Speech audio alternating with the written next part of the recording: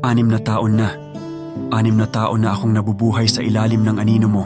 Sa bawat salitang ibinubuga mo, tila ba isa akong sisidlan ng mga pagdurusa at pagkakamaling hindi ko maitatama. Ang bawat galaw ko'y sinusukat.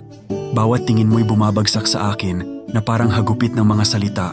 Hindi sapat, laging may kulang.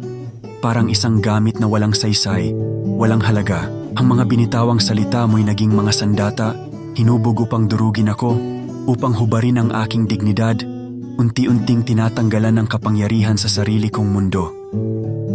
Nakatanikala ako sa takot, sa paulit-ulit na tunog ng iyong boses na umaalingaw-ngaw sa aking isip.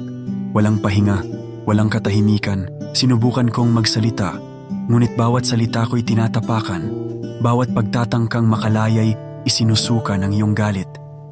Tila ba ikaw ang araw, at ako'y naiwan sa ilalim ng anino, nahuhulog sa dilim, unti-unting nawawala.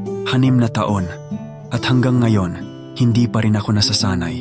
Hindi ko pa rin kayang tiisin ang bigat ng mga salita mo, na parang hangin na hindi ko kayang pigilan. Bumabalot sa akin, ginagapos ang bawat hinga, hanggang ako'y tuluyang malunod sa ilalim ng iyong kontrol. At ngayon, naririto ako pira-pirasong tao, hinubaran ng dignidad, inilibing sa ilalim ng mga salita mo, na walang tigil sa pagbagsak, tulad ng ulan na hindi ko matakasan. Nakatanikala pa rin ako, walang kalayaan, walang liwanag.